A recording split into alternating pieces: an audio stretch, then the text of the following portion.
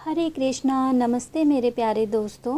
Glossy पोर्टिगो सर्वसंपूर्ण channel में आप सभी का फिर से हार्दिक स्वागत है। ये वीडियो कुछ अलग तरीके का वीडियो है। ये इन्फॉर्मेशन मैं मेरे अकॉर्डिंग लेकर के आई हूँ। यदि आप उससे सहमत नहीं हैं तो आप ये वीडियो स्किप कर सकते हैं या कमेंट बॉक्स में हमें सजेशंस दे सकते हैं। तो आइए चलिए स्टार्ट करते हैं ये वीडियो। और इसमें हम ये चर्चा करने वाले हैं कि हमारा घर एक मंदिर है या नहीं है। हम सभी ठाकुर जी के सेवक हैं, ठाकुर जी की सेवा करते हैं सुबह से रात तक। तो हमें ये ज़रूर ध्यान में रखना चाहिए और ये समझना चाहिए कि क्या हमारा घर एक मंदिर है या नहीं है।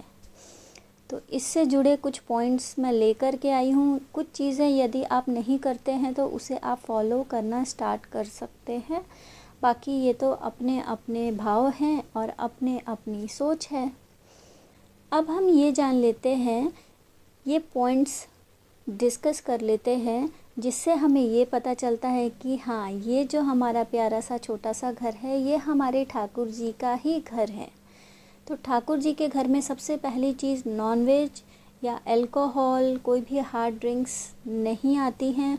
तो आपके घर में भी यदि वो ठाकुर जी का घर है तो ये सारी चीज़ें नहीं आनी चाहिए। आती हैं तो बंद कर दें, कम कर दें या उसकी कोई और व्यवस्था कर लें।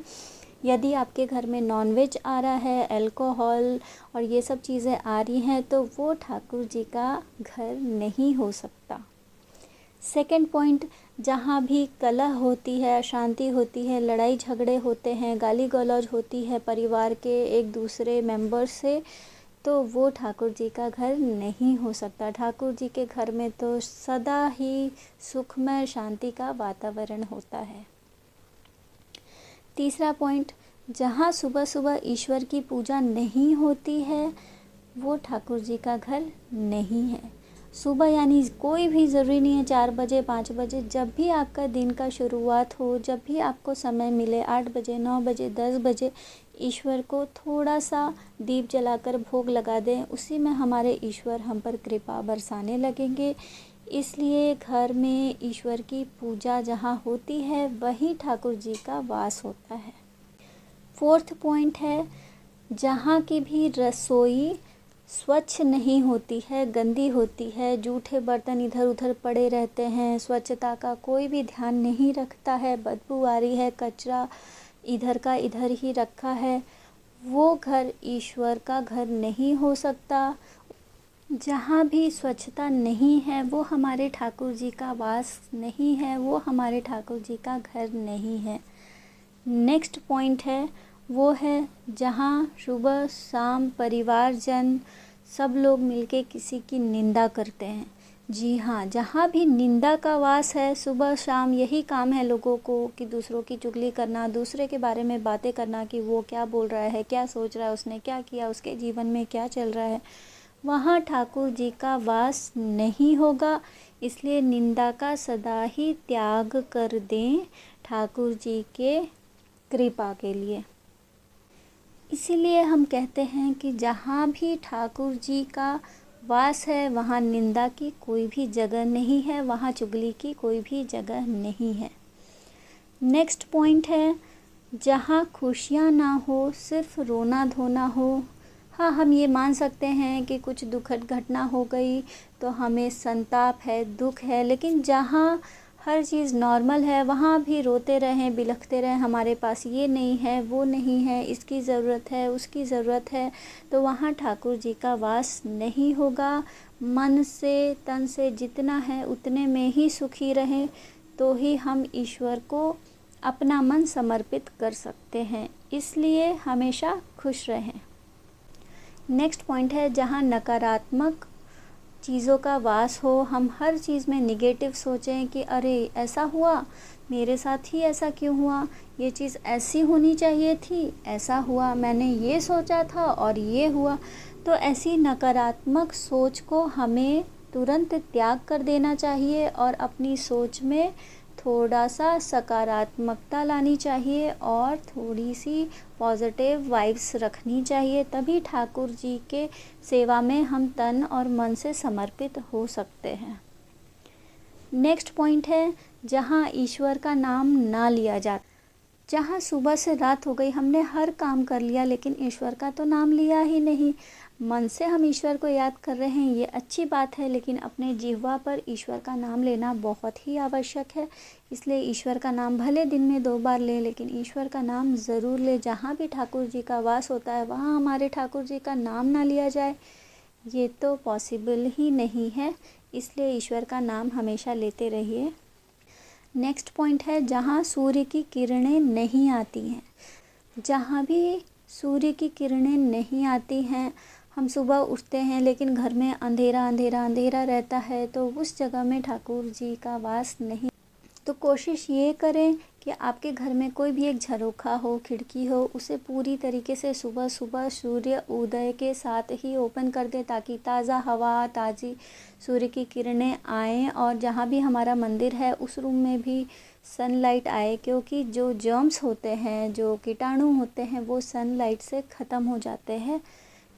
जहाँ भी सूर्य की किरणें आती है वहाँ से सारी गंदगी का नाश हो जाता है और सब कुछ स्वच्छ हो जाता है।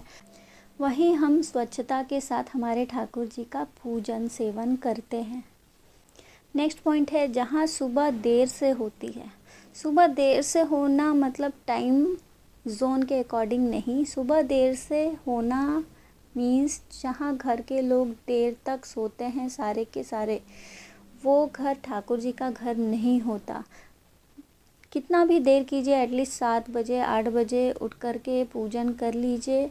ऐसा नहीं कि 10-11 बजे तक सो रहे हैं और लाइट बंद है, पूरा माहौल ऐसे रात वाला बना हुआ है घर में, तो वो चीज़ें हमेशा नकारात्मक एनर्जी को, निगेटिव एनर्जी को अट्रैक्ट करेगी और अपने जीवन में आप कभी सफल नहीं हो पाएंगे। और ठाकुर जी तो हमारे साथ तभी हैं जब हम अपना कर्म करेंगे। नेक्स्ट पॉइंट है जहाँ अतिथि को मान ना दिया जाता हो।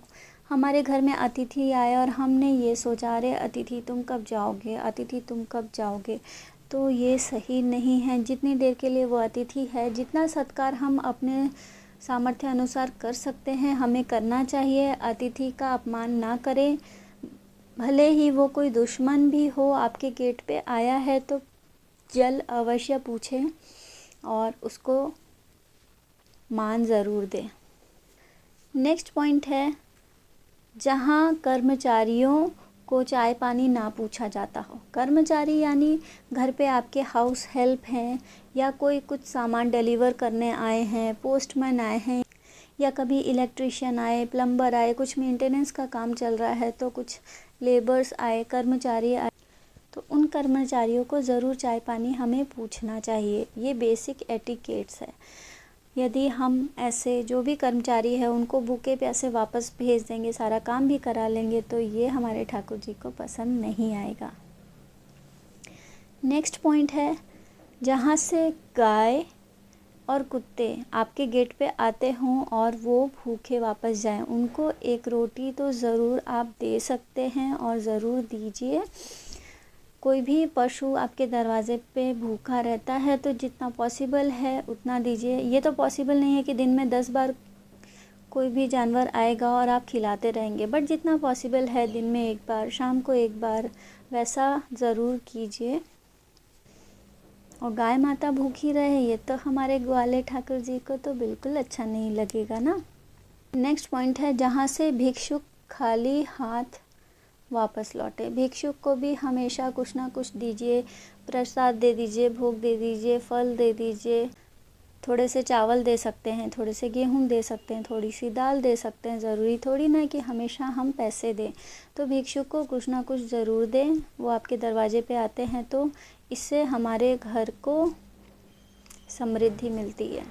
नेक्स्ट पॉइंट है हमारा जो बहुत इम्पॉर्टेंट पॉइंट है, और ये स्पेशली हमारी बहुत प्यारी प्यारी लेडीज़ के लिए है कि जिस घर में ठाकुर जी का वास होता है उस घर में जो हमारी लेडीज़ हैं, जो हमारे घर में सबका ख्याल रखती हैं, उनको हर मंथ घर खर्चे के लिए कुछ पैसे मिलते हैं कि नहीं। क्योंकि घर खर्चे में कभी कभी ऐसा होता है कि घर के जो करता धरता है वो कहीं बाहर होते हैं और कुछ इमरजेंसी आती है, तो उसको हैंडल करने के लिए हमारी जो गृह लक्ष्मी हैं उनके पास कुछ तो पैसे होने चाहिए ताकि इमरजेंसी सिचुएशंस को वो हैंडल कर सके। और ठाकुर जी को हमेशा से उस घर में रहना स्वीकार होगा। तो ये सारे पॉइंट्स मैंने डिस्कस किए, कुछ अच्छे लगे होंगे आपको, कुछ आप सहमत नहीं होंगे तो ज़रूर बताएं कमेंट बॉक्स में, और कुछ एडिशनल पॉइंट्स भी आप बता सकते हैं जो मैंने यहाँ पर नहीं बोले हैं। चलिए मिलते हैं नेक्स्ट इंटरेस्टिंग वीडियो में, तब तक के लिए आप बहुत बहुत ख्याल रखिए और जपते रहिए हरे कृष्ण, राधे राधे।